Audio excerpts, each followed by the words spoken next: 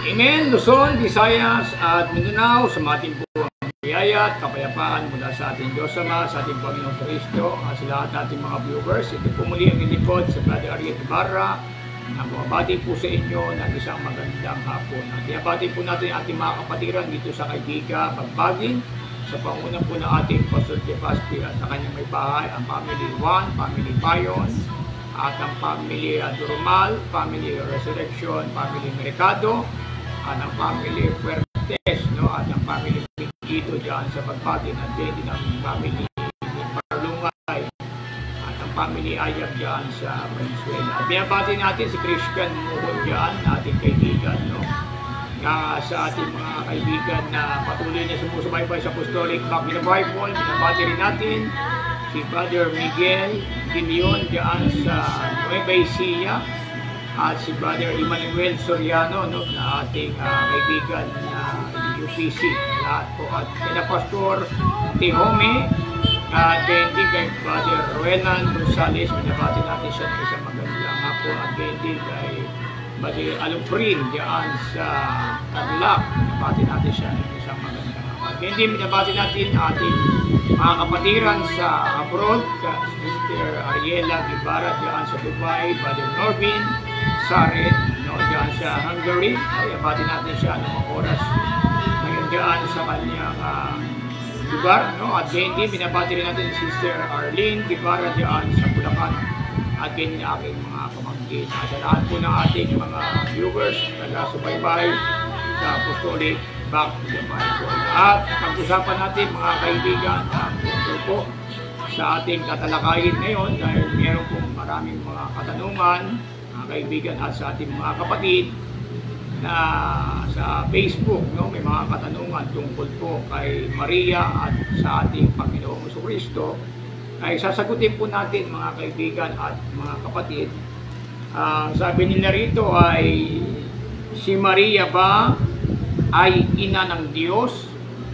So marami kasing naniniwala na si Kristo ay mga kaibigan at mga kapatid ay kanyang, sabi doon mga kaibigan, si Maria ba ay ina ng Diyos? So yun po ang paniniwala po ng iba, na si Maria daw ay siya po ay ina ng Diyos mga kaibigan at mga kapatid. So ang Diyos po natin ay siya po ay mula sa walang pasimula hanggang sa walang hanggan, ay nag-iisa lang po siya. At ang Diyos po natin ay wala po siyang ina, wala siyang ama, no? Liban sa kanya ay wala ng ibang Diyos. Kung ang mga kaibigan at mga kapatid, kung si Maria ay ina ng Diyos, dapat po si Maria ay lumalagay din sa pagiging Diyos. Kasi nga payag nila, hindi naman pwede na yung anak Diyos, tapos yung kanyang ina ay hindi Diyos.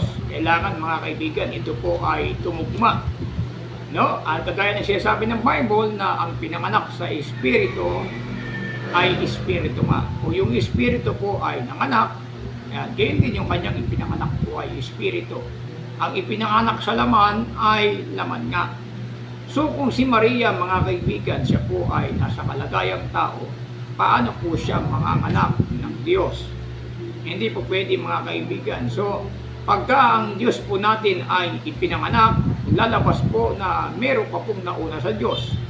Yung nanganak sa Kanya, yun ang nauna sa Kanya, no? Pero sa banal na kasulatan, kung titignan po natin sa aklat ng Psalms chapter 90 verse 1 and 2, ito po ay lagi natin binabasa upang patunayan na ang Diyos ay mula sa walang pasimula hanggang sa walang hanggan. Kung titignan natin sa 90 verse 1 and 2, Panginoon, ikaw ay naging tahanang dakot namin sa lahat ng salit-saling lahi.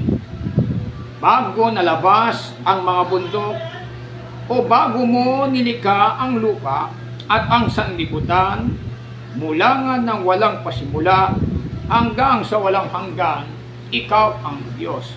So ang Diyos po natin mga kaibigan ay mula sa walang pasimula at hanggang sa walang hanggan, pinatutunayan na siya ang Diyos.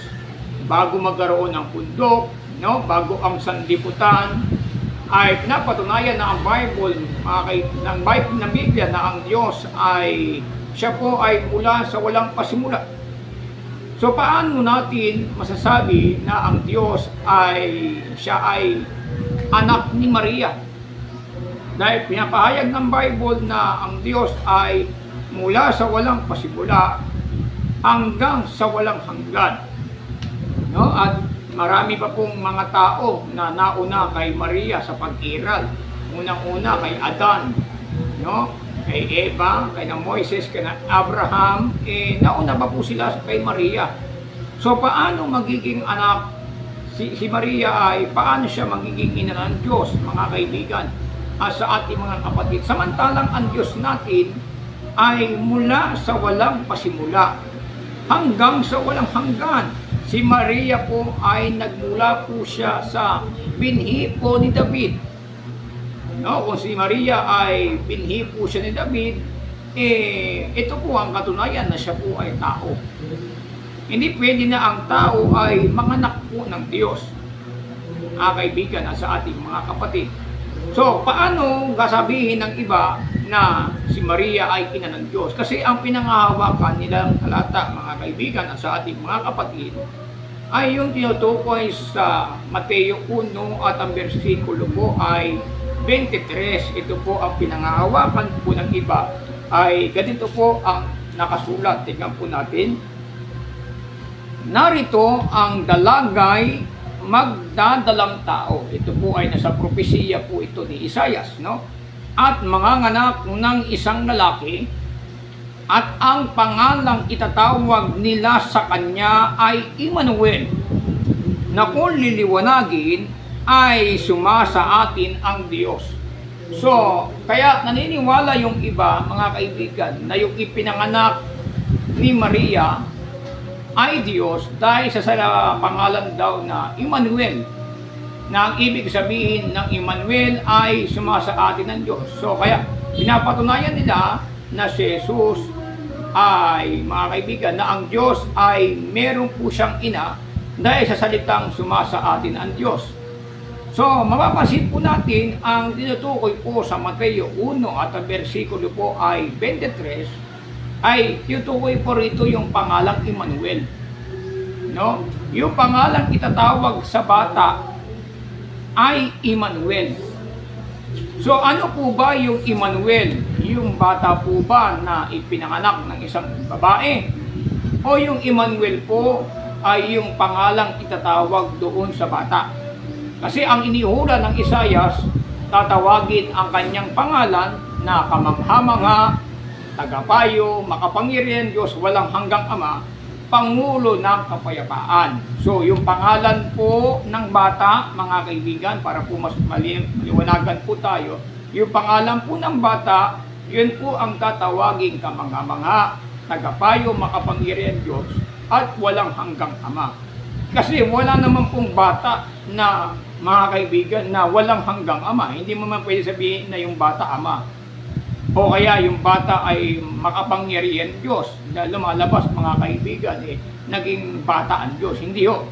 Pero ang tinutukoy sa Isaias 9:6, tatawagin ang pangalan ng isang batang lalaki, tatawagin kamangha-mangha, tagapayo, makapangyarihan Diyos, walang hanggang Ama. Kaya sa 1:23 ng Mateo, mga kaibigan, natatawagin ang kanyang pangalang Emmanuel, na kung liliwanagin ay sumasa atin ang Diyos. So sa pamamagitan po ng pangalan ng bata na Emmanuel, ay sumasa atin po ang Diyos. Pero hindi po ibig sabihin, mga kaibigan at mga kapatid, na si Maria po ay ina ng Diyos. Sapagkat ang Diyos po natin ay sinabi natin kagaya na mula sa walang pasimula hanggang sa walang hanggan, at wala siyang ibang Diyos na kasama. Kasi mga kaibigan, kung si Maria ay ina siya ng Diyos, dapat po ang kalagayan din po ni Maria ay Diyos. Kasi nga, sinasabi natin kagaya na hindi naman pwede manganak yung tao ng Diyos. Mga kaibigan, kundi dapat ang ipinanganak ni Maria, kung Diyos ang pinanganak ni Maria, dapat po si Maria po ay Diyos. Pero wala po tayo mabasa sa Bible, mga kaibigan, na si Maria po ay Diyos. para sabihin natin na siya ay ina ng Diyos. Wala pong ganun talata sa banal na kasulatan, mga kaibigan, sa ating mga kapatid. So ang ipinanganak po doon, mga kaibigan, kay Maria, ito po ay tinatawag na anak ng Diyos. Kung titingnan natin sa Galatia, sa 4 at ang bersikulo po ay 4, ito po ang ating maririnig, mga kaibigan, ay ganito. Datapwat nang dumarating ang kapanahunan, ay sinugo ng Diyos ang kanyang anak, na ipinanganak ng isang babae, na ipinanganak sa ilalim ng kautusan. Yung ipinanganak po, mga kaibigan, ni Maria, ayon po sa talata, ang pinanganak po ay walang iba kundi ito yung anak ng Diyos. Sabi doon sa Lucas, mga kaibigan at mga kapatid, ang pinanganak na banal, ang pinanganak na bagay ay tatawaging anak ng Diyos. Ang banal na bagay ay tatawaging anak ng Diyos. Yung anak ng Diyos, mga kaibigan, tatawagin ang kanyang pangalang Emmanuel, na kung liwanagin ay sumasa atin po ang Diyos. So, yung pangalan po ang tinutukoy doon, mga kaibigan, sa Matthew 1:23 na Emmanuel, no, tatawag sa bata. Hindi po mismo ang bata, mga kaibigan at mga, yung pangalang itatawag sa bata. No, ito po yung anak ng Diyos na ipinanganak ng isang babae. Nakalagay po ba dyan, mga kaibigan, ang Diyos ay pinanganak ng isang babae? O ang nakalagay dyan ay ang anak ng Diyos na ipinanganak ng isang babae? Huwag po nating ibahin ang nakasulat sa Bible. Kung ano po ang nakasulat, dapat po ito po ang ating ipinangaral, no? Na sabi diyan, sinugo ng Diyos ang kanyang anak na ipinanganak ng isang babae sa ilalim ng kautusan. So maliwanag na ang pinanganak po ni Maria, ito po, mga kaibigan, yung anak ng Diyos. At yung anak ng Diyos na ito po yung Kristo, mga kaibigan at mga kapatid. Painggan po natin sa aklat ng Lucas sa 2 at ang bersikulo po ay 11. Ano po ba ang pinanganak? Ay ganito. Sapagkat ipinanganak sa inyo ngayon sa bayan ni David ang isang tagapagligtas, na siya ang Kristo, ang Panginoon. So ipinanganak po sa bayan ni David ang isang tagapagligtas na siyang Kristo at Panginoon. So yung Kristo, mga kaibigan, yun po ang ipinanganak batay po sa Lucas 2:11. Nang ipinanganak po ang Kristo, ano po ang pangalang itatawag doon sa Kristong ipinanganak? Tingnan po natin, mga kaibigan at mga kapatid, ay ganito po ang pahayag ng banal na kasulatan sa Lucas 1 at ang bersikulo po, mga kaibigan, ay 30, ay ganito. Ang sinabi sa kanya ng anghel, huwag kang matakot, Maria, sapagkat nakasumpong ka ng biyaya sa Diyos. 31, at narito maglilihi ka sa iyong tiyan, at manganganak ka ng isang lalaki, at tatawagin mo ang kanyang pangalang Jesus. Sabi doon, mga kaibigan, kay Maria, manganganak siya ng isang lalaki, at ang pangalang itatawag mo sa kanya ay Jesus. Nabasa natin, mga kaibigan, sa Lucas 2:11, na ang pinanganak ni Maria ang lalaki, ito po yung Kristo, ang Panginoon. At ang pangalang itatawag sa kanya ay Jesus. No? So, kung titingnan natin sa 1:23, tinatawag din po itong Emmanuel, na kung liliwanagin ay sumasa atin ang Diyos. Ang Kristo, mga kaibigan, ito po ang anak ng Diyos, na walang iba kundi ang ating Panginoong Hesus. Dahil batay din po, mga kaibigan, dito po sa Mateo 16 at ang bersikulo po ay 16, nang tinanong po, mga kaibigan, ng ating Panginoong Hesukristo ang mga apostol kung sino siya, sabi po ni Pedro ay ganito, sa 16 ng Mateo. Sumagot si Simon Pedro at sinabi, ikaw ang Kristo, ang anak ng Diyos na buhay. Sa 15, kanyang sinabi sa kanila, Dadapwat ano ang sabi ninyo kung sino ako. Sabi po ni Pedro, ikaw ang Kristo, ang anak ng Diyos. So yung ipinanganak ko, yun po ang Kristo. Yung ipinanganak, yun po ang anak ng Diyos. Kaya yung pangalang itatawag sa kanya, mga kaibigan, na Emmanuel, na kung liliwanagin ay suma sa atin ang Diyos. Dahil po yan sa pangalan, mga kaibigan at sa mga kapatid. Kaya paano natin sasabihin na si Maria ay ina ng Diyos? Ay si Maria po ay galing po siya sa binhi po ni David. Si Maria po ay anak po siya ni David. No? Si David, mga kaibigan, ay tinatawag niyang Panginoon si Kristo sa Espiritu. No? Mapapansin po natin, mga kaibigan. So, ngayon, imposible po na yung isang tao ay ipanganak niya ang Diyos. Kagaya po ng paniniwala ng iba na si Maria daw ay ina ng Diyos. So lumalabas, mga kaibigan at mga kapatid, parang nauna pa si Maria sa Diyos. Kasi hindi naman pwede na mauna yung nanganak doon sa kanyang ipinanganak, mga kaibigan. Kaya kailangan alamin po natin yung ating itinuturo kung ito po ba ay batay po sa banal na kasulatan. Kasi napakahirap na sasabihin natin na si Maria ay ina ng Diyos na hindi naman ito ipinapangaral ng banal na kasulatan.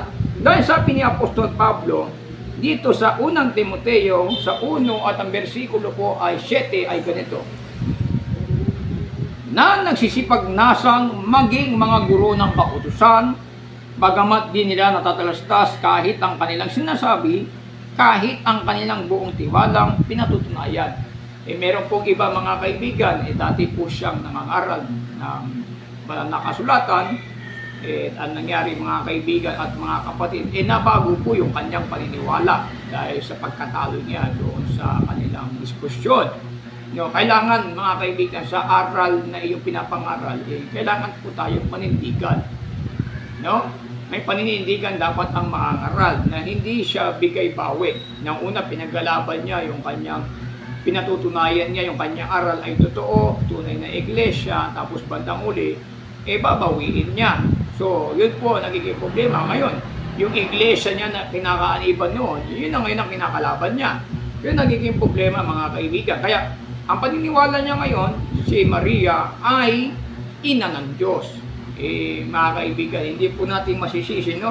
Kaya maliwanag sa Bible, mga kaibigan, na si Maria po, mga kaibigan, hindi po siya ina ng Diyos. Dahil ang Diyos po ay hindi pinapanganak. No? Ginamit si Maria sa pamamagitan po ni Maria, ipinanganak ang Kristo, yun po ang anak ng Diyos. Ang pinanganak po yung Kristo, yung anak ng Diyos. Hindi po yung Diyos ang pinanganak ni Maria. Hindi wala pong Diyos na ipinapanganak. Hindi po yan batay sa banal na kasulatan. Dapat po, mga kaibigan, manatili po tayo doon sa mga bagay na nasusulat para hindi po tayo mapagbintangan na tayo po ay sinungaling. So, nung kaya pa po natin ang ikalawang katanungan, sabi po rito, saan nag-umpisa ang iglesia? So, marami po kasi nag-aangking ngayon na sila ang tunay na iglesia. No? Pasintabi po sa ating mga kaibigan, yung mga CFD dyan, no? Yung Catholic Faith Defender, na sinasabi nila na sila ang tunay na iglesia. Madali naman po mag-claim na sabihin natin na tunay na iglesia. So, kailangan ibatay din natin yung aral. Makikilala mo kasi yung tunay na iglesia sa aral, sa turo, kung ano ang taglay na aral nila. So, kaya pinapaliwanag natin, mga kaibigan, saan po ba nag-umpisa ang iglesia? Kasi doon pa lang sa ilang, meron ng tinatawag na iglesia sa ilang. Kung titignan natin sa Gawa, dito po sa Gawa 7 at ang versikulo po ay 38, may sinabi po rito ang ating apostol. No? Sabi nga rito sa 38 ay ganito, ito'y yaong naroon sa iglesia sa ilang, nakasama ang anghel na nagsalita sa kanya sa bundok ng Sinai.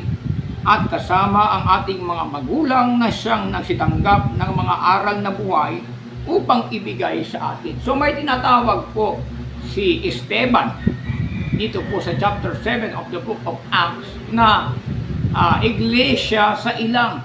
So meron na pong iglesia sa ilang, mga kaibigan, at sa ating mga kapatid. So maliwanag na pinapahayag po ni Esteban, mga kaibigan at mga kapatid, sa Old Testament kasi tinatawag itong tabernakulo ni David. No? Ito po yung tinatawag na tabernakulo ni David, at yung tabernakulo ni David, mga kaibigan, ito po ay nabuwal. No? Bumagsak ang tabernakulo ni David dahil po sa pagkakasala, at nang dumating po ang ating Panginoong Kristo, ito ay kanyang muling ibinangon. At ito, mga kaibigan, sabi niya, sa ibabaw ng batong ito ay itatayo ko ang aking iglesia. So maliwanag na ang nagtayo po ng iglesia ay walang iba kundi ang ating Panginoong Kristo. Hindi po natin pwede i-claim na yung simbahan namin ang tinutukoy dyan sa Matthew chapter 16 verse 18 na ito na yung iglesia. Hindi po natin pwede i-claim yan. Kasi ang may karapatan na mag-angkin yan yung walang iba kundi yung mga apostol, mga kaibigan at mga kapatid. Kasi ang unang membro sa iglesia ay yung yung 120 soul doon, mga kaibigan, sa araw ng Pentecostes. No, sila po ang unang membro sa iglesia. So sila po, mga kaibigan, ang nagtayo ng iglesia, ang Panginoong Kristo.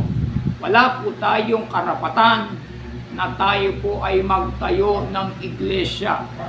Ang may karapatan lang na magtayo ng iglesia ay walang iba kundi ating Panginoong Kristo. Siya po ay nagtubos sa iglesia, mga kaibigan. Kaya, saan po ba ito nag-umpisa? Sa araw ng Pentecostes. Ito po ay nag-umpisa, ang iglesia po ay nag-umpisa po sa Jerusalem. Hindi po ito nag-umpisa sa Roma. Hindi po yan, mga kaibigan at mga kapatid. Si Pablo, nakarating po siya sa Roma. Nangaral po siya sa Roma, mga kaibigan. At yung ipinapangaral ni Pablo na pangangaral, galing doon sa iglesia sa Jerusalem. Kasi yung aral, manggagaling, mga kaibigan, sa Jerusalem. Doon sila mag-uumpisang mangaral. Titignan po natin sa Lucas, dito po sa 24 at ang versikulo po ay 47 ay ganito. At ipangaral sa kanyang pangalan ang pagsisisi at pagpapatawad ng mga kasalanan sa lahat ng mga bansa, magbuhat sa Jerusalem. Yung aral, mga kaibigan, ay mag-uumpisa po yung aral sa Jerusalem. No, sa Jerusalem, doon po nila natanggap ang Espiritu Santo. Kaya sabi doon, tatanggapin ninyo ang kapangyarihan pagdating sa inyo ng Espiritu Santo at kayo magiging aking saksi. No? Magmula sa Jerusalem, sa Judea, sa Samaria, hanggang sa kauling-hulihang hangganan ng lupa. So, nagmumula sa Jerusalem, no? Samaria, sa Judea, hanggang sa kauling-hulihang hangganan ng lupa.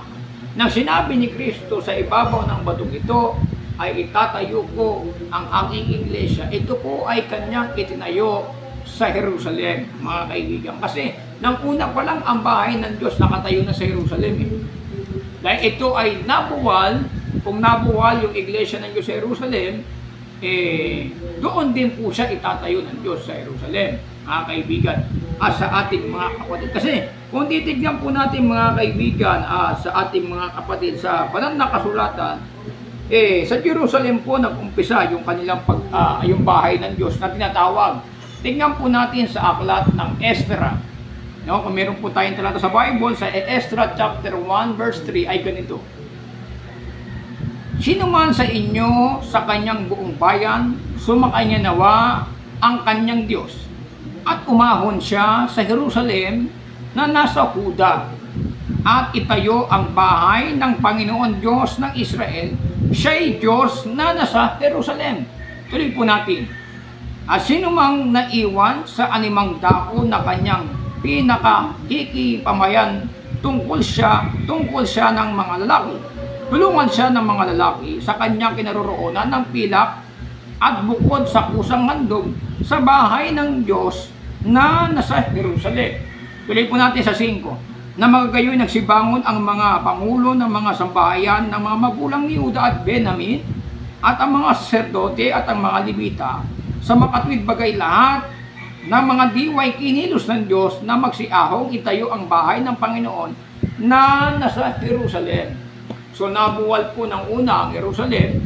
Ito po ay itinayo, mga kaibigan, at sa ating mga kapatid, ito po ay natayo sa pagkakasala. Pero ngayon, mga kaibigan, sabi po ni Kristo, sa ibabaw ng batong ito ay itatayo ko ang aking iglesia. Saan niya ito sinabi? Ito po ay kanyang sinabi sa Jerusalem. Hindi niya po ito sinabi sa Roma. Kung sa Roma nag-umpisa, mga kaibigan, ang iglesia, lalabas niyo yung iglesia niyo, ang nagtayo niyan si Pablo. Yun ang mangyayari niyan. Kasi ang itinayo ni Kristo, nasa Jerusalem. Si Pablo nakapunta siya sa Roma, kaya doon nagkaroon ng Kristiyano sa mga taga-Roma, mga kaibigan, at sa ating mga kapatid. Pero maging si Pablo, sinasabi niya, sabi niya, kung kayo magtatayo, ingatan nyo na kayo ay magtatayo.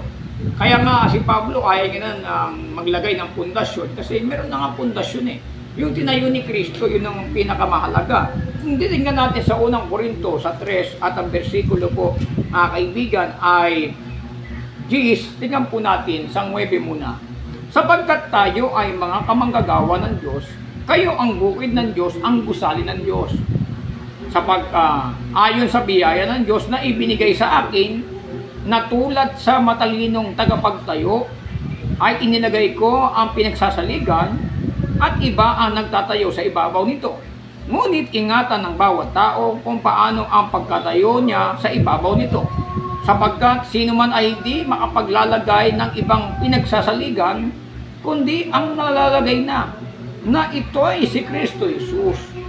Hindi ka na pwede kasi magtayo Meron na, mga kaibigan, meron ng pundasyon. Meron na ang iglesia, meron po siyang foundation. No? At ang foundation ng iglesia o pundasyon ay walang iba kundi ang ating Panginoong Jesucristo. Aanib na lang po tayo doon sa iglesyang itinayo ng ating Panginoong Jesucristo.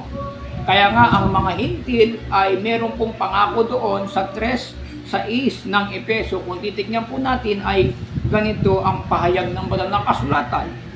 Ang mga hintil ay mga tagapagmana at mga kasangkap ng katawan. Ang katawan po ay tumutukoy sa iglesia.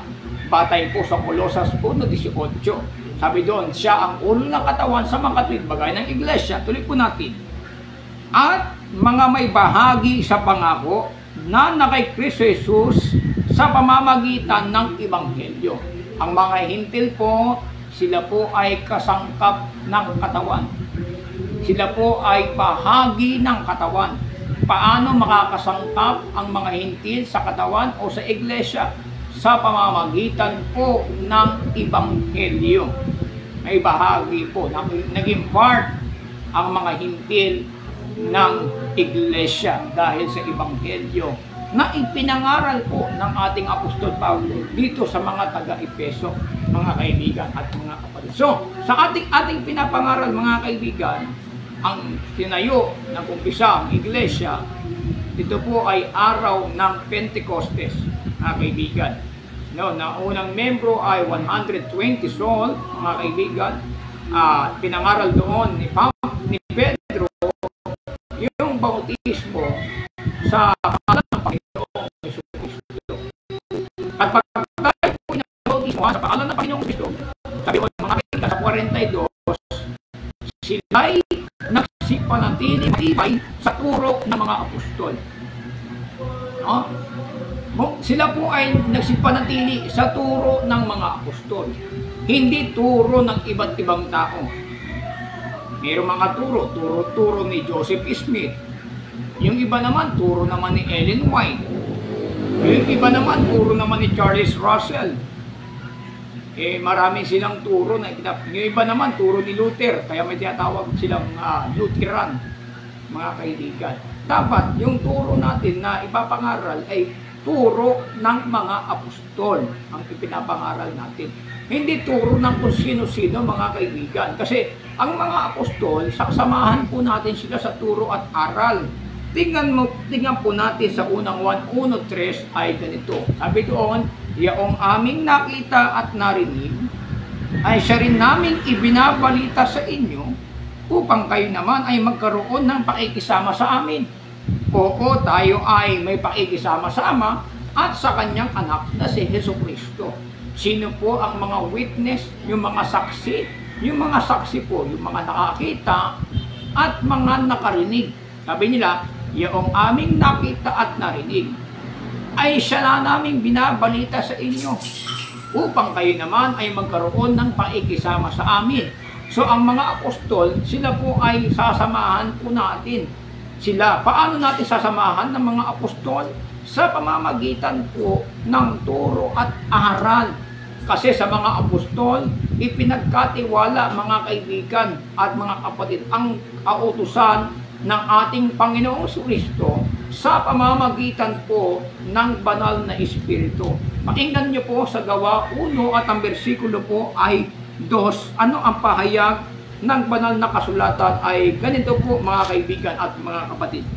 Hanggang sa araw na tanggapin siya sa kaitaasan, pagkatapos na makapagbigay siya ng mga utos sa pamamagitan ng Espiritu Santo sa mga apostol na kanyang hinirang. So yung mga apostol po na kanyang hinirang, sila po ang inutusang mangaral. No? Kaya yung kanilang pinangaralan at kanilang nabautismuhan, sabi doon sa Gawa 2:42, ay nagsipanatiling matibay sa turo ng mga apostol. Ang hawakan po natin, turo at aral ng mga apostol, para yung kaligtasan natin ay matiyak. Kasi mga kaibigan, ang kaligtasan, mga kaibigan at mga kapatid, ito po ay ibinigay sa atin ng Diyos sa pamamagitan ng Panginoong Jesucristo. At kapag akyat ni Kristo sa langit, mga kaibigan, sinabi niya, dahil dito magsiyaon nga kayo, gawin ninyong alagad ang lahat ng mga bansa. Sila'y inyong bautismuhan sa pangalan ng Ama, Anak at Espiritu Santo. Ituro nyo sa kanila na kanilang ganapin ang lahat ng mga bagay na iniutos ko sa inyo. Yung lahat ng mga bagay na iniutos ni Kristo doon sa mga apostol, ay kailangan ito po ay ituro ng mga apostol. Pag ito po ay itinuro ng mga apostol, mga kaibigan, bawa sa pangalan ng Panginoon Kristo, kailangan ang tao mabautismuhan. Yung mga taong nabautismuhan, sila po ay nagsisimpalatiling matibay sa turo ng mga apostol. Marami na pong turo ngayon, hindi na turo ng mga apostol.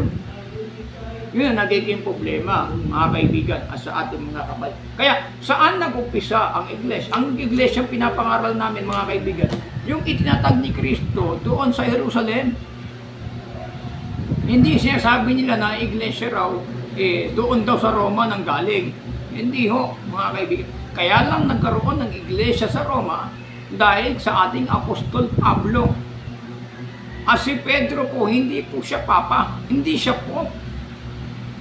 Kasi sabi ng banal na kasulatan, sabi ni Kristo, huwag kayong patawag na ama sa sino mang tao sa lupa. Maigi, basahin po natin ang ebidensya, mga kaibigan, sa Mateo 23 at ang bersikulo po ay 9. Ito po ang ating maririnig, ay ganito. Huwag ninyong tawagin inyong ama ang sinumang tao sa lupa, sapagkat iisa ang inyong ama, sa makatigbagay siyang nasa langit. Paano magpapatawag si Pedro na papa sa Roma? Paano siya magpapatawag na papa? Sinabi na nga ni Kristo, huwag kayong patawag, huwag kayong tumawag na ama sa sinumang tao sa lupa. Iisa ang inyong ama. Yung ating amang iisa, nasa langit yun. Yung pala ang tatawagin mong ama, yung nasa langit. Mga kaibigan at mga kapatid, kung si Kristo na siya po'y nasa lupa, na siya nasa kalagayang tao. Si Kristo ba, pwede ba magpatawag na Ama? Sabi niya nga, huwag kayong tatawag na Ama sa sino mang tao sa lupa. Nang araw na sinabi ni Kristo yan, si Kristo nasa katawan tao eh. Kung si Kristo ay magpapatawag ng Ama doon sa kanyang mga alagad, siya mismo ang lumabag doon sa kanyang sinabi na huwag kayong tatawag na Ama sa sino mang tao sa lupa. Kaya si Pedro, hindi nagpatawag ng Ama yun. Kasi pinagbilinan sila ni Kristo na huwag kayong patawag na Ama. Ginawa ng iba si Pedro, tinawag na po, tinawag na Papa, tinawag na Ama. O yung ibang mga ngaral dyan, nagpapatawag na Father. Sinabi na nga ni Kristo, huwag kayong patawag ng Ama. Doon pa lang sa kautusan ni Kristo, litaw na inyong nilalabag yung kanyang kautusan, mga kaibigan, at sa ating mga kapatid. So ito ngayon po natin mga kaibigan, ang mga katanungan dito ay ganito. Biblical ba ang sign of the cross? Alam naman natin mga kaibigan, kasi ito marami mga katanungan na ang sign of the cross ba, ito ba ay biblical? No? Sa banal na kasulatan mga kaibigan, wala po tayong mabasa letra por letra, verbatim na ang mga apostol, sila po ay nag-sign of the cross. Hindi sila nag-sign of the cross, bagamat ang cross, ayon po sa banal na kasulatan, ito po ay kapangyarihan ng Diyos.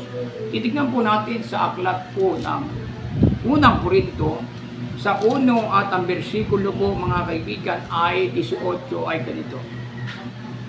Sapagkat ang salita ng krus ay kamangmangan sa kanila na nangapapahamak, ngunit ito'y kapangyarihan ng Diyos sa atin na nangaliligtas, sapagkat nasusulat, iwawalat ko ang karunungan ng marurunong, isasawala ko ang kabaitan ng mga mabait. Pinapahayag ni Apostol Pablo na yung salitang krus ay kamangmangan sa kanila.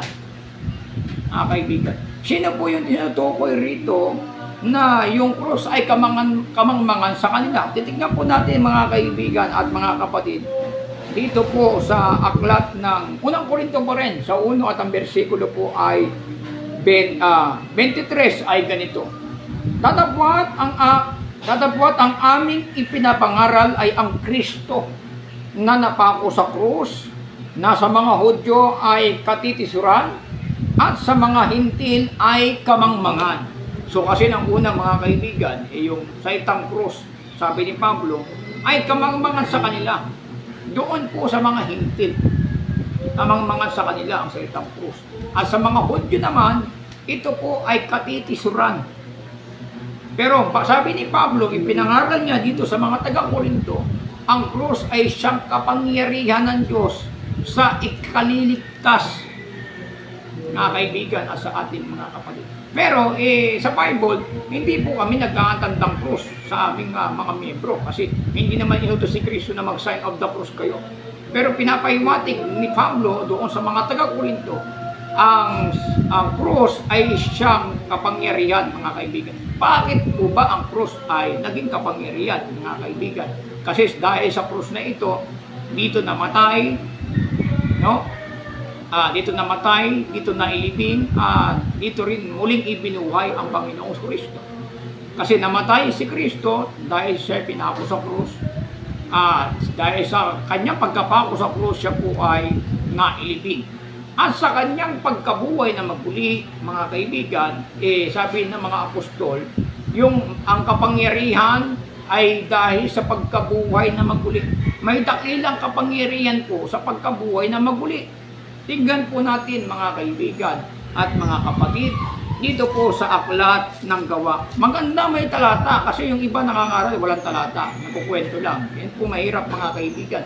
At malakas pa ang loob nila na sila magsabi sa atin na tayo raw ay antichrist. Samantala, lahat na pinapangaral natin nakasulat mula umpisa until now, lagi natin pinapangaral dapat may batayan, kasi pagka ikaw nangangaral na walang batayan, lumilitaw na sinungaling ang isang mangangaral kung wala siyang nababasa sa Bible. Tingnan po natin sa aklat ng Gawa, ano ang pahayag ng banal na kasulatan mga kaibigan at mga kapatid, tungkol doon sa pagkabuhay na maguli ng ating Panginoong Kristo. Sa Gawa 4, tingnan po natin sa bersikulo po ay 2, sabi rito ay ganito mga kaibigan at mga kapatid, matutungayan po natin mga kaibigan, no? Sa 4:30, bigyan natin, no? Sa 4:34 ng Gawa, hanggang po natin ay ganito. Sabi diyan, the great power, no? Nakalagay po rito mga kaibigan sa 33 at 4:33 ng Gawa, at pinatotohanan ng mga apostol na may dakilang kapangyarihan ang pagkabuhay na maguli ng Panginoong Hesus, at dakilang biyaya ang sumasagana sa kanilang lahat. So yung pagkabuhay na maguli ng Panginoong Hesukristo, dito po ay meron pong dakilang kapangyarihan.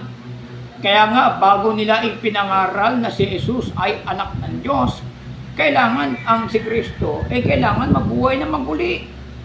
Mga kaibigan, paano nila ipapangaral si Jesus na ito ang Kristo kung si Jesus po ay hindi nabuhay na maguli?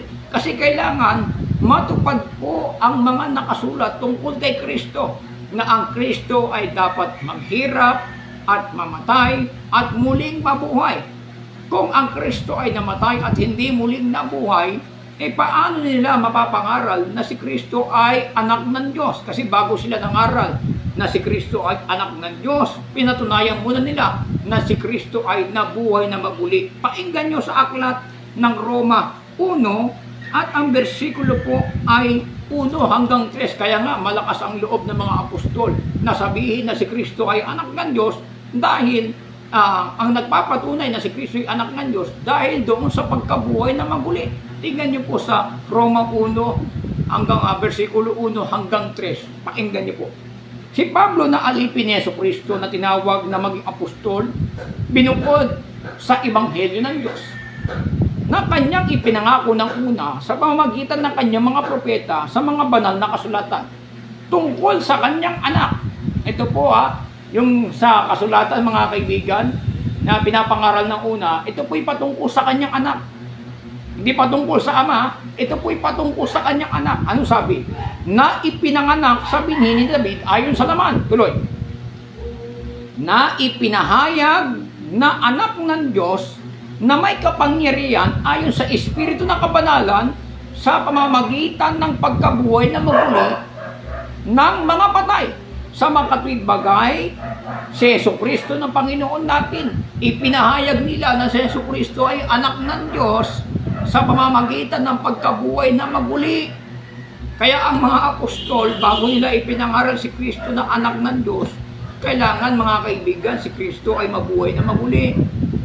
Paano nila ipapangaral na si Jesucristo ay anak ng Diyos kung si Kristo ay hindi siya nabuhay na maguli? No, ang magpapahayag lang na si Jesucristo ay anak ng Diyos kung si ang Panginoong Jesucristo ay nabuhay na maguli. Kaya ang pinapangaral nila itong si Jesus na anak ng Diyos, na ibinangon ng Diyos sa gitna ng mga patay. Kaya bago sila nangaral na si Jesucristo ay anak ng Diyos, kailangan si Kristo ay nabuhay na maguli sa mga patay. Kasi anong lakas ng loob nila mga ngaral na si Jesucristo ay anak ng Diyos? Yung kasulatan pala hindi natupad kay Kristo. Dahil ang anak ng Diyos kailangan maghirap, mamatay, ilibing at muling mabuhay na maguli. Nang pagkabuhay na maguli ni Kristo, doon nila inumpisahang mangaral na si Jesucristo ay anak ng Diyos. Mga kaibigan at sa ating mga kapatid, lahat ng mga apostol ipinangaral si Jesucristo anak ng Diyos, maging si Pablo. Yung nakita niya roon sa Damasco, pinangaral niya doon sa mga sinagoga na si Jesucristo ay anak ng Diyos. Tingnan nyo sa Gawa 9:5 ay ganito ang pahayag ng banal na kasulatan mga kaibigan at mga kapatid. Tingnan po natin. Sabi ni Pablo, sino kabaga Panginoon? Sabi niya, akong si Jesus na iyong pinag-uusig. Sabi nila mga kaibigan, yung sa 9:5 raw ng Gawa ng pinausap daw ni Pablo si Jesus, si Jesus daw ay ama na raw. Wala po nakasulat na ganoon. Sa 9:5 ng Gawa, sabi niya, akong si Jesus na iyong inuusig. Sabi ni Pablo, sino ka baga Panginoon? Ano ang pangangaral ni Apostol Pablo pagkatapos na kanyang makausap ang Panginoong Hesus dito sa Damasco? Tingnan niyo po, sa 9:17, tingnan po natin ay ganito.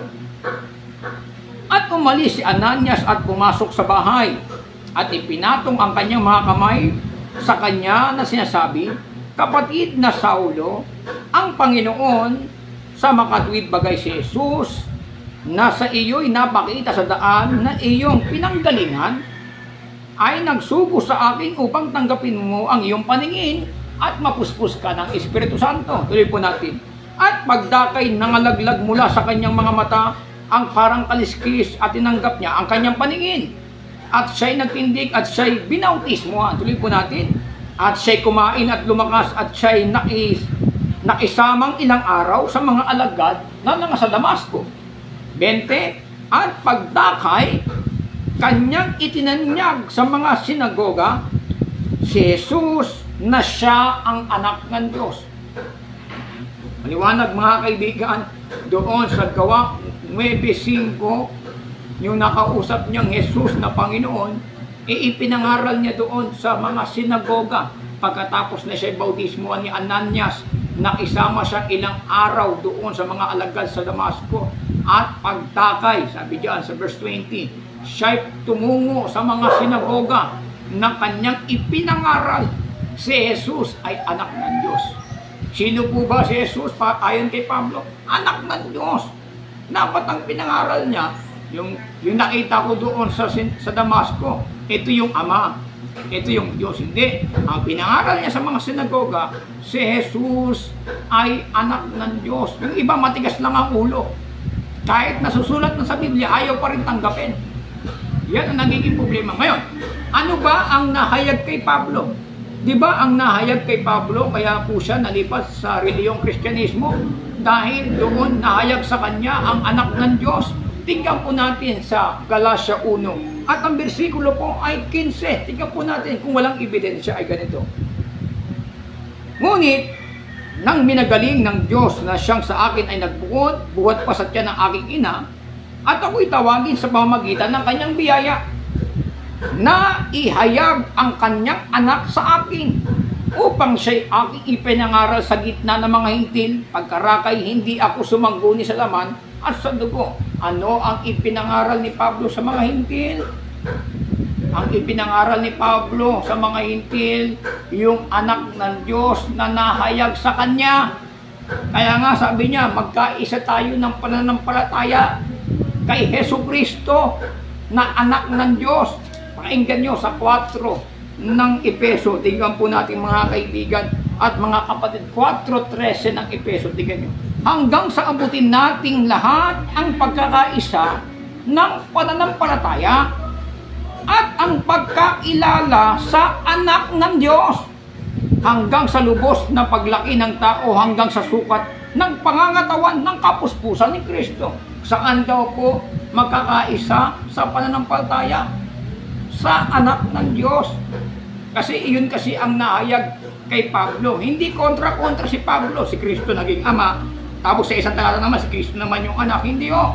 Kasi katunayan, maging sa pagbabalik po ni Kristo, anak pa rin siya ng Diyos.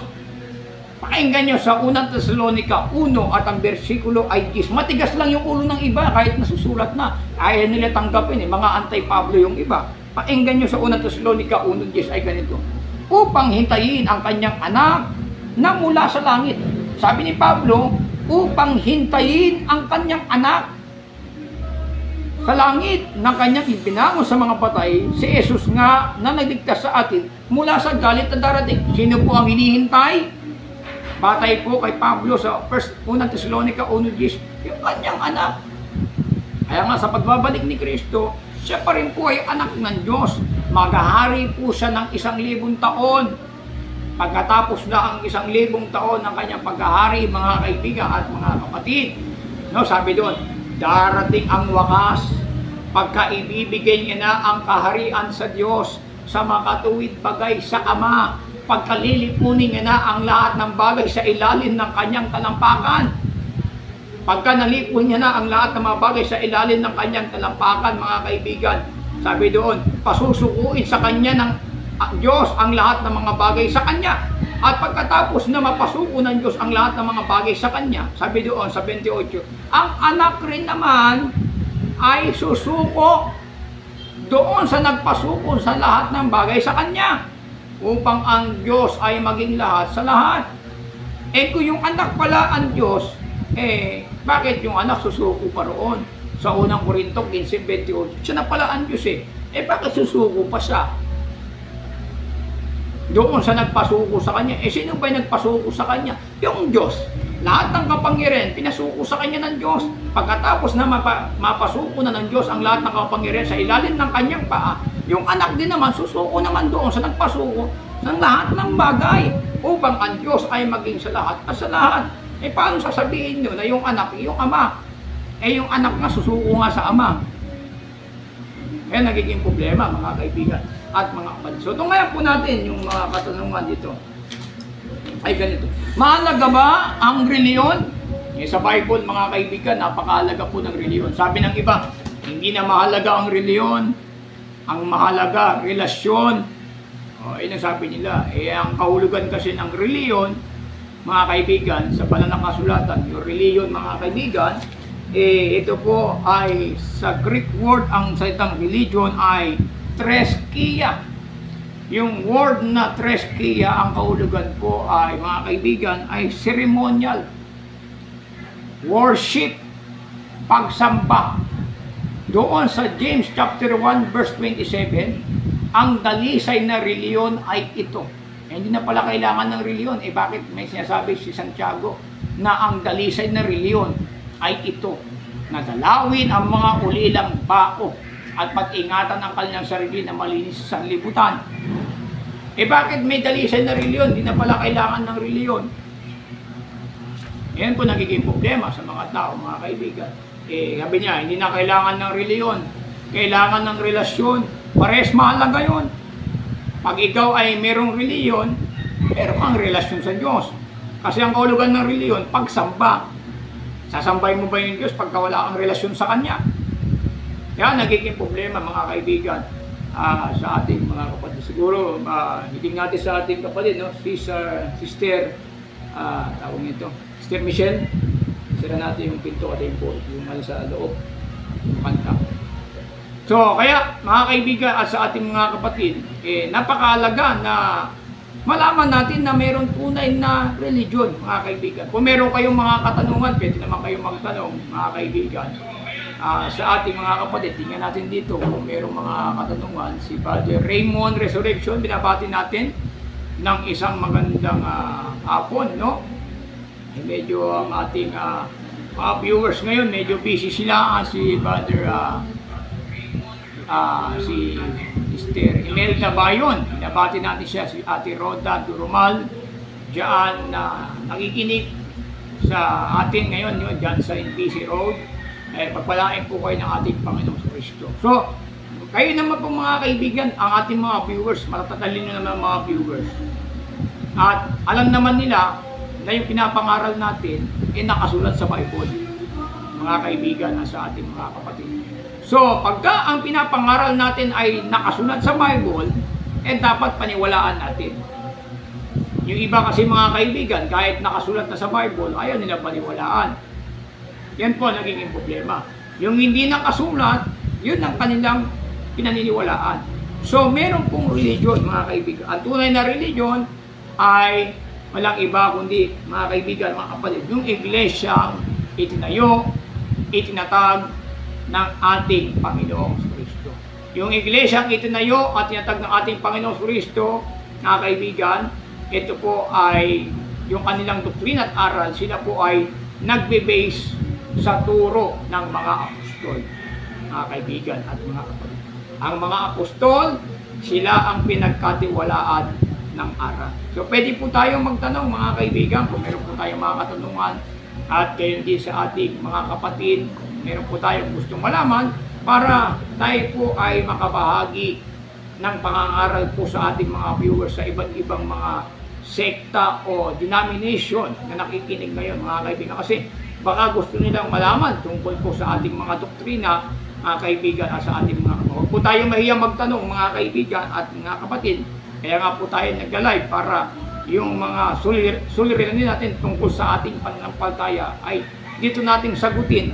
At kung ito ay ating sasagutin, makikinabang po yung mga makikinig, mga kaibigan at mga kapatid. So, ito ang mga katanungan. Si Maria ba ay ina ng Diyos?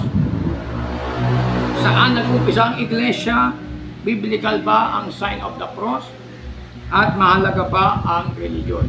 So, kung meron po tayong katanungan, pwede po tayo mag-comment.